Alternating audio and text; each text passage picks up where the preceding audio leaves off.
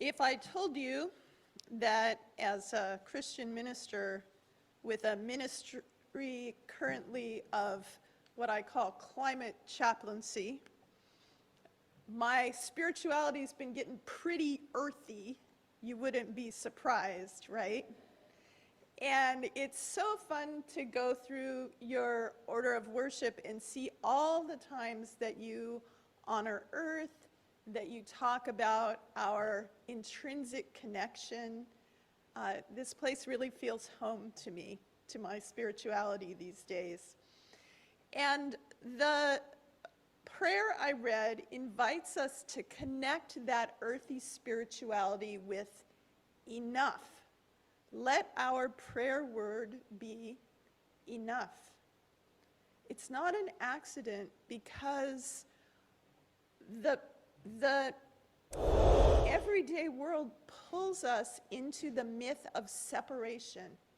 And when we are separated from each other, when we're separate from the sacred, when we're separate from the good earth, we are not enough. And when we are connected, we are. But we forget over and over, and we have to keep reminding ourselves, and we have to keep calling upon those radiant, sustaining connections. Our earth home is enough. Enough for our need and not for our greed, right? And the earth would appreciate it if we could stand up and say, enough already, Western civilization, so-called. You can stop mining every last mountain and logging every last tree, etc. And we as individuals can't change the tide that's happening of destruction. What we can do is offer the affirmation, I am connected to this world. I am one little facet of a gorgeous, radiant, magical earth, and I have enough. I am enough. I do enough. Okay, say it with me, please. I'll say it in the order I like this time. With the help of sacred connection, I am enough. I have enough. I do enough. Thank you. Love a little audience participation. Okay, we don't need more, as our culture keeps telling us. We might need less. Our planet surely needs us to need less. And we can thrive with less when we don't judge our thriving on what those other people have and what the media tells us, but when we just sink into those sacred connections with each other, with our principles, with what we hold sacred, and with the good earth, because we are just a manifestation, a beautiful, wonderful manifestation of that good earth. And enough feels good. It's like a sigh of contentment. What was that Swedish word again? Lagom. Enough. Genug, which is apparently the German word that enough comes from. But we live in a world of striving. More, more, more, we need more. And I know better, but I keep falling for it because it's everywhere. It's in the air. And so I've been restless lately. I've been trying some new spiritual practices, trying to remember what's really important, to live my values. And here's one example. I realized I was spending more screen time than I wanted to. And you probably can identify with, it's hard in the middle of binging a drama. I happen to like Korean dramas on Netflix.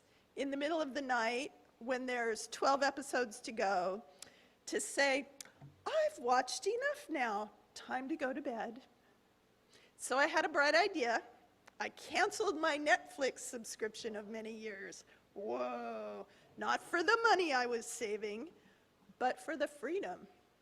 Well, that worked for 2 weeks, and then I discovered that I could binge watch shows on Amazon Prime just fine, thank you very much. And our family has not given up Amazon, I'm sorry to say. And that's not all my screen time either. You know, I could stop news scrolling, and I want you to know that it's not all doom scrolling in the past few weeks, thanks to certain political events. But most of what I read about the political events is gossip anyways. I could delete Facebook from my phone, but then what would I do with all my free time? Well, you get the idea. So I have this issue with balance, not being content with just sitting and waiting when nothing else emerges. Does anybody else have issues with their media consumption? Am I the only one?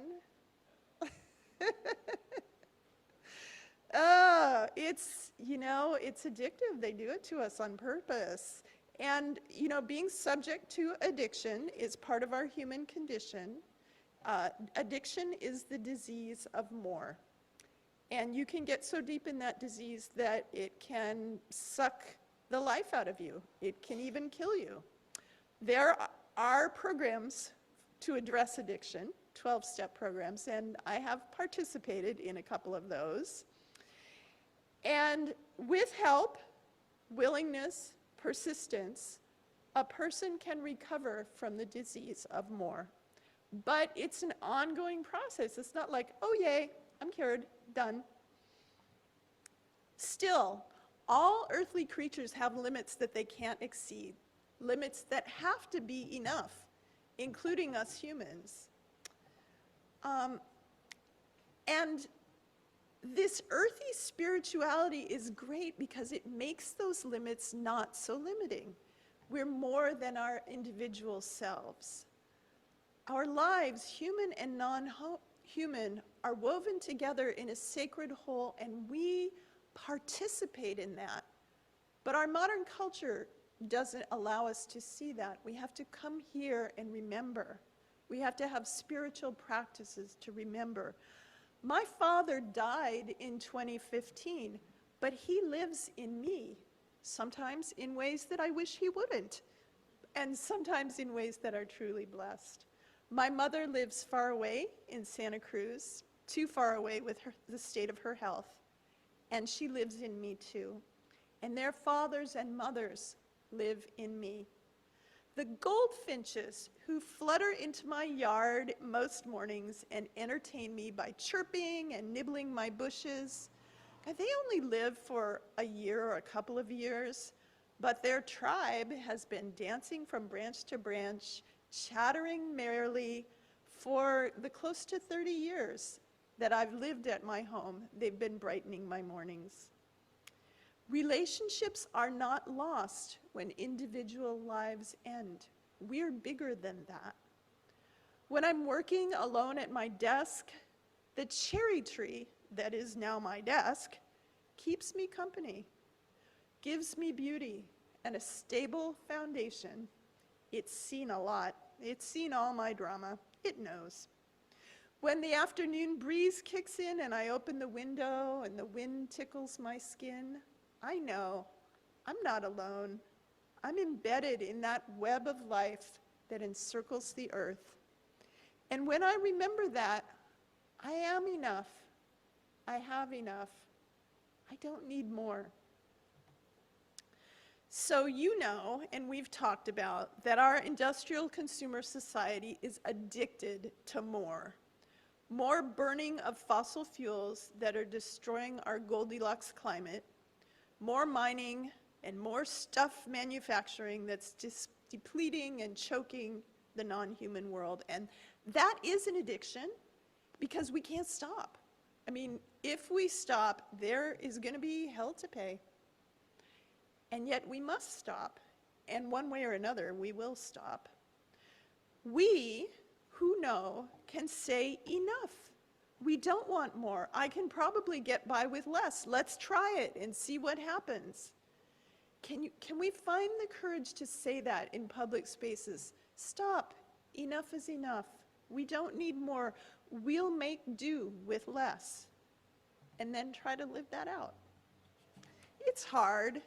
Our industrial consumer society is constantly telling us that we don't have enough. We need a bigger income. Who doesn't? We need a weight loss drug that costs more than a car. We need a European river cruise like our friends, or a new kitchen. We need whiter teeth, for God's sake. There's always something more. We never have enough. So we're told, can you see through it? Can you not fall for it? It's hard. We're herd animals. It's totally normal to think that we need what our friends and family and neighbors have, which is why we need to come here and remember what's really important in this community. So, but even if we can resist all those calls to more, basically capitalism is a Ponzi scheme. We have to make more money just to stay in place. The inflation rate doesn't count the cost of homes, or rentals, or insurance, healthcare, childcare, education. How do we stop this crazy treadmill before we're all off a cliff? I don't know, but I do know this. When the gears start making noise and the economy starts tanking, and it will, we here can make a difference by not panicking. I wrote a book about that, remember? Eye of the Storm. Don't panic. We can trust that it's just reality that everything that grows must reach an end and a downturn. It's normal. And maybe what we lose, we didn't need in the first place. And maybe what we have can be enough, just living more simply than we'd planned. When we think we don't have enough, do we panic? When we foresee that we might not have enough in the future, do we worry? The guy I follow, Jesus, had a few words about that. The birds of the air, the lilies of the field, they don't worry. Do we beat ourselves up for not winning the rat race? Do we double down and strive harder and harder for enough and squeeze the joy out of our lives? I mean, you know people who do that, right? What if instead we took a deep breath and tried on the idea that, well, I trust that somehow it'll be enough. I'll have enough. I'll maybe even have enough to share. And most spiritual traditions challenge their followers to trust enough. You know, this not enough problem is not new.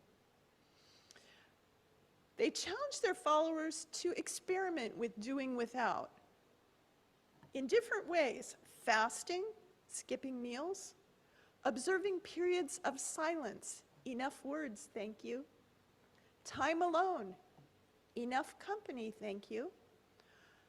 They challenge people to give money and possessions.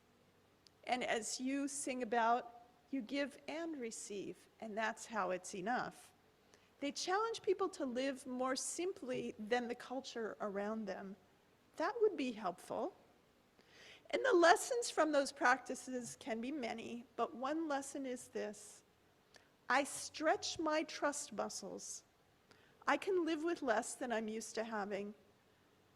And this can be a sacred task, and with my spiritual resources, I am enough, I have enough, I do enough.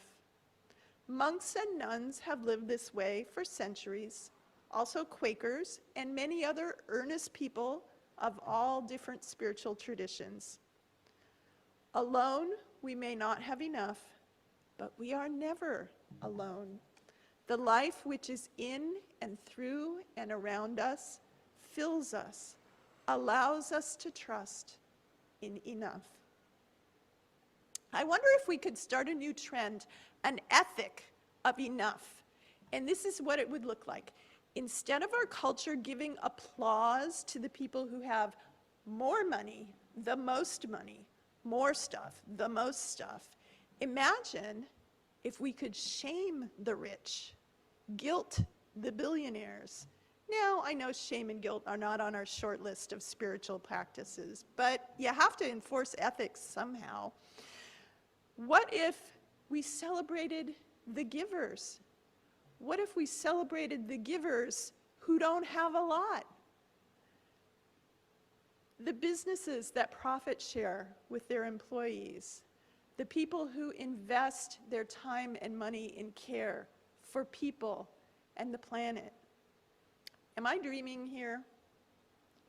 Maybe not, because that's how many cultures before ours, who are trying to survive being taken over by ours, have worked. They shamed the hoarders in their communities. And what is a billionaire if not a hoarder?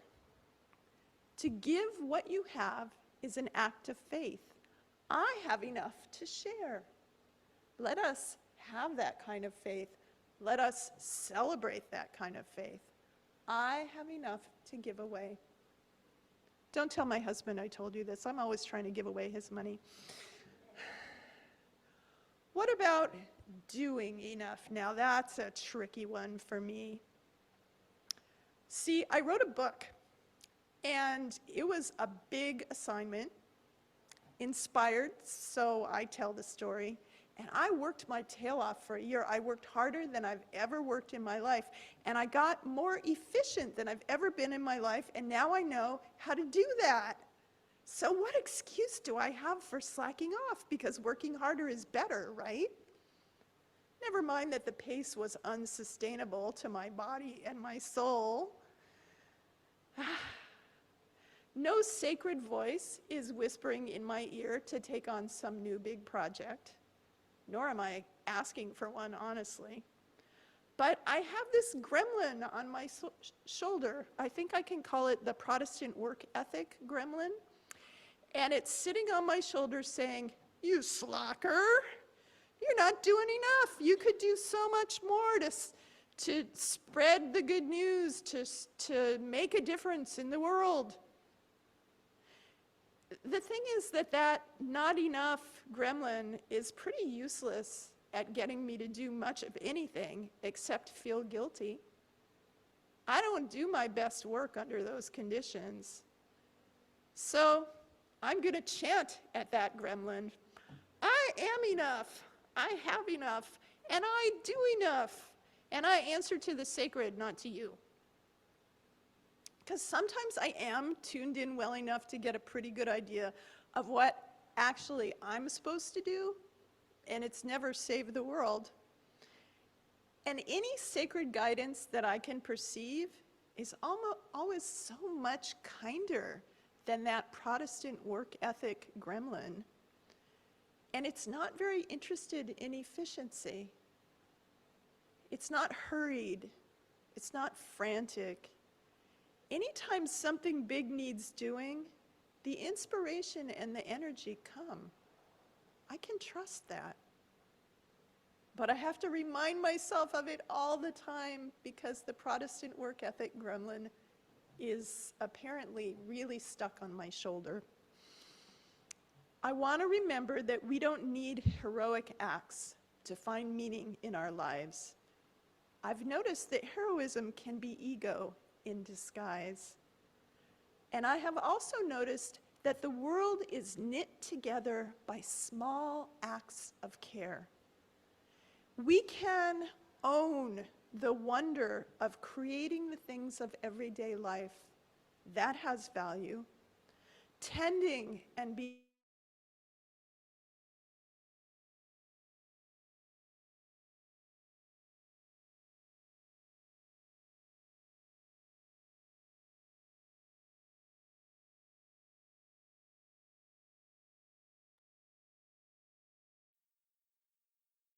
I think we might have lost the internet feed from the church.